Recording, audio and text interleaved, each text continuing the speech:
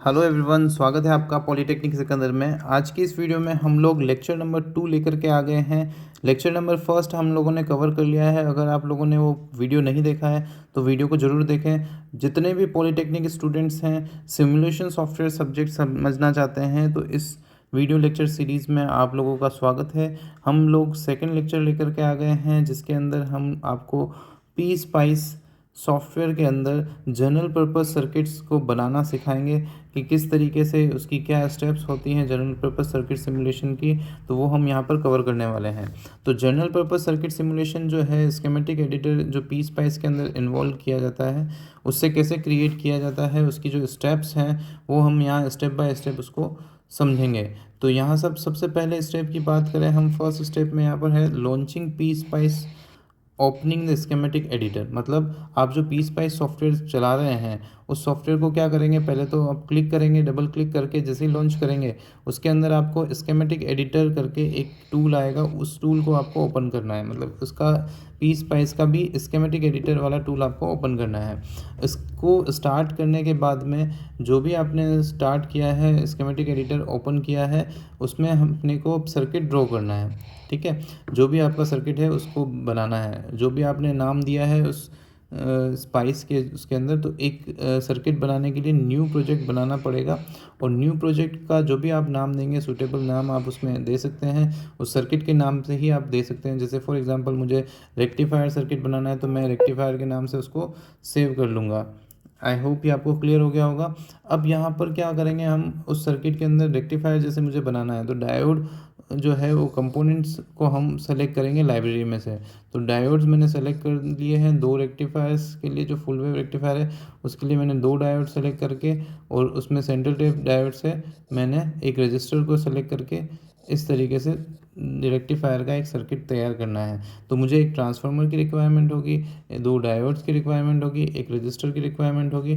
तो यहाँ पर हमारे पास में ये तीनों रिक्वायरमेंट्स को पूरी करेंगे। फिर उसके बाद में हम जो भी आउटपुट देखना चाहते हैं, वहाँ पर हम एक प्रॉब लगा करके उसको आउटपुट को चेक कर सकते हैं। तो स्कीमेटिक एडिटर के अंदर हम कंपोनेंट सेलेक्ट करेंगे लाइब्रेरी में से, और उसको वर्क प्लेस जो भी अपना है वर्क स्पेस, उसके ऊपर पुट कर देंगे। ड्रैग एंड ड्रॉप से ये इजीली हो जाता है। कंपोनेंट जो है register, capacitor, diode, transistor, integrated circuit, voltage source and so on, कुछ भी हो सकता है उस सर्किट के अंदर, है ना। तो कनेक्शंस जो है उनके कनेक्ट करेंगे हम। जो भी हमने डायोड्स लिए हैं उनके कनेक्शंस को हम, जैसे इसका एक टर्मिनल ये है, दूसरा टर्मिनल दूसरे डायोड का ये है, तो दोनों टर्मिनल को यहाँ पर अपने को कनेक्ट करना है। तो उनको कनेक्शंस प्रोवाइड करेंगे जो वायर से हो जाएगा आपका इजीली।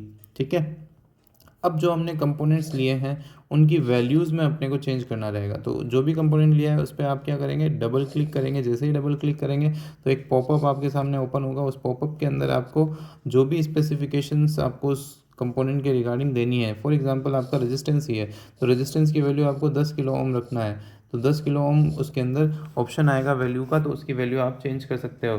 कैपेसिटर की वैल्यू चेंज कर सकते हो आप। डायोड्स के पैरामीटर्स चेंज कर सकते हो। डायोड की जो कैरेक्टरिस्टिक्स है वो उस पैरामीटर पे बेस्ड होती है, तो उन पैरामीटर्स को चेंज करोगे तो कैरेक्टरिस्टिक्स भी आपकी चेंज हो जाएगी।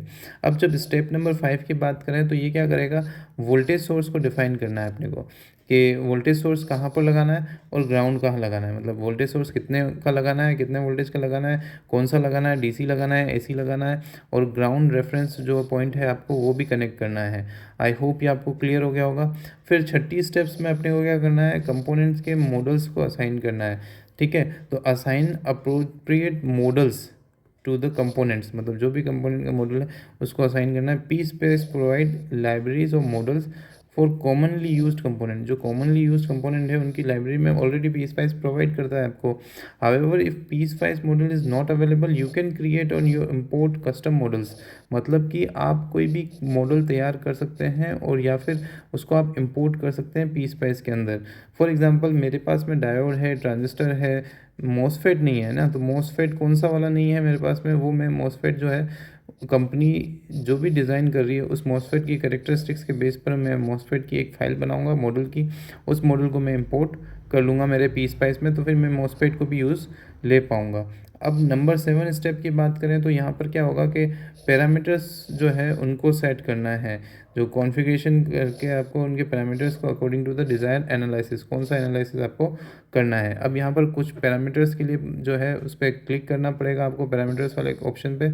उसमें आपके पास में DC analysis, AC analysis, AC transient analysis, ये सारे एनालिसिस के आपको एक लिस्ट मिल जाएगी। उस लिस्ट में से आपको सेलेक्ट करना रहता है, डीसी करना है, एसी करना है या ट्रांजिएंट करना है। तो ट्रांजिएंट में आपको वेवफॉर्म्स वगैरह प्रोवाइड हो जाती है। सिमुलेशन टाइम कितना रखना है, स्टेप साइज़ कितनी रखनी है और रिलेवेंट सेटिंग्स अपने को उसकी करनी रहेगी।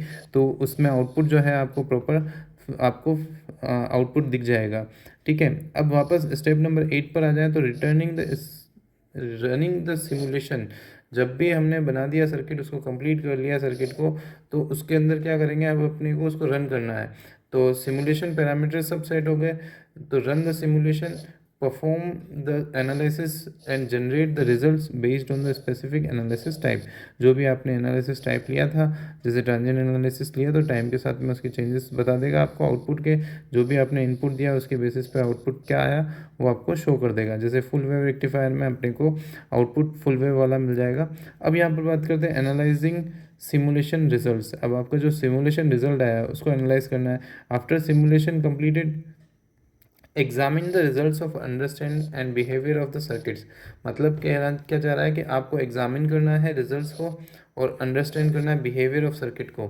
ठीक है, SPICE provide various ways to analyse the results, मतलब अलग अलग तरीके के देता है एनालाइज करने के लिए रिजल्ट्स को, जैसे voltage, current waveform, frequency response, power dissipation and many mores. I hope यहाँ तक समझ में आ गया होगा आपको। स्टेप नंबर 10 की बात करें अगर अपन, तो ये कह रहा है कि इटरेटिंग और optimising based on the simulation results. अब जो आपका चेंजेस करना है या उसको ऑप्टिमाइज़ करना है, जो भी रिजल्ट है उसके अंदर आपको कुछ भी चेंज करना है तो वो आप कर सकते हैं। यू कैन इटरेट और सर्किट डिज़ाइन और मॉडिफाई द कंपोनेंट वैल्यूज़, मतलब कंपोनेंट वैल्यूज़ को आप चेंज कर कर डिफरेंट कॉन्फ़िगरेशंस पर आप उसको ऑप्टिमाइज़ कर सकते हैं उसकी परफॉर्मेंस को। तो यहाँ तक की जो ये स्टेप्स थी, ये स्टेप्स आपको फॉलो करनी रहती है, उसके अंदर आप सर्किट सिमुलेशन कर पाएंगे।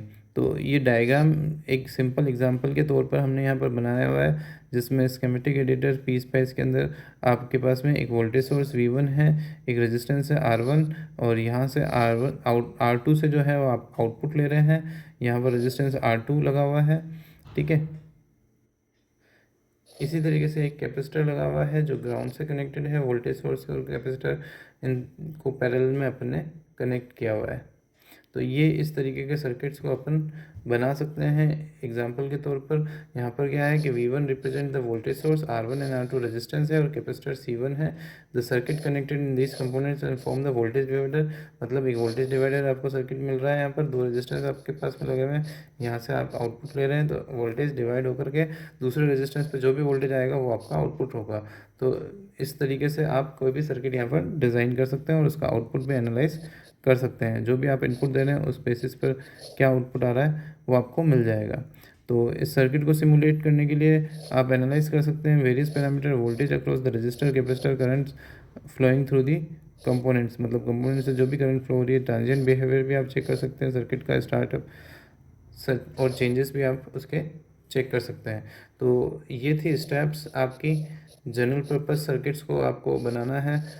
ठीक है, तो ये जनरल पर्पस सर्किट को बनाने के लिए स्टेप्स को आपको याद करना रहेगा। तो स्टेप्स यहाँ पर कितनी है, टोटल 10 स्टेप्स हैं। आपको 10 स्टेप्स में सबसे पहले तो आपको क्या करना है, ओपन करना है जो भी आपका सॉफ्टवेयर है, उस सॉफ्टवेयर को ओपन करने के बाद में स्कीमेटिक एडिटर उसके अंदर चलाना है। ठीक है, स्कीमेटिक एडिटर चलाने के बाद में आपको क्या करना है, कंपोनेंट्स चूज़ करने हैं। ठीक है, पिक एंड प्लेस वाला जो स्टेप है। कंपोनेंट चूज़ करने के बाद में आपने क्या करना है, सर्किट के कनेक्शंस करने हैं। ठीक है, सर्किट के कनेक्शंस करने के बाद में आपको क्या करना है, उसके आप पैरामीटर चेंज करना चाहते हैं तो पैरामीटर चेंज कर लें। ठीक है, और पैरामीटर चेंज होने के बाद में आप क्या करेंगे, उसमें एक वोल्टेज सोर्स और ग्राउंड आपको लगाना रहेगा, तो वोल्टेज सोर्स और ग्राउंड लगा दें। ठीक है, उसके बाद में आप वोल्टेज सोर्स और ग्राउंड लगाने के बाद में आप क्या करेंगे, उसको कौन से टाइप का एनालिसिस करना है, एनालिसिस चूज़ करेंगे। ठीक है, जो भी एनालिसिस करना है, डीसी करना है, एसी करना है, ट्रांजिएंट करना है, जो भी आपको उसमें करना है, उसके पैरामीटर्स भी आपको सेट करने रहेंगे। जैसे फॉर एग्जांपल आपको उसका टाइम पीरियड चेंज करना रहेगा, या आप कौन सी स्केल लेना चाह रहे हैं आउटपुट की, वो रेंज वगैरह आप सेलेक्ट कर लेंगे। उसके बाद में एनालाइज होने के बाद में अगर आउटपुट को एनालाइज किया आपने और उस आउटपुट में अगर आप चेंजेस चाहते हैं तो चेंज कर सकते हैं आप पैरामीटर्स को, और पैरामीटर्स को चेंज करके आप पर्टिकुलर दूसरा आउटपुट भी ले सकते हैं पैरामीटर चेंज करके, किसी भी कंपोनेंट का या किसी भी इनपुट का। तो इस तरीके से आप कोई भी एक सर्किट सिमुलेट कर पाएंगे। तो ये पूरा फ्लो डायग्राम जो है इसको आप याद कर लेंगे तो आपके लिए इजी हो जाएगा। कोई भी क्वेश्चन जो आता है जनरल पर्पस सर्किट सिमुलेशन का, तो इन स्टेप्स को आपको याद करना रहेगा। आई होप ये आपको क्लियर हो गया होगा। मिलते हैं अगली वीडियो में अगले टॉपिक के साथ में। 1.3 वाला टॉपिक हम कवर कराएंगे अगली वीडियो के अंदर। Thank you. Visit polytechnic Sikandar again.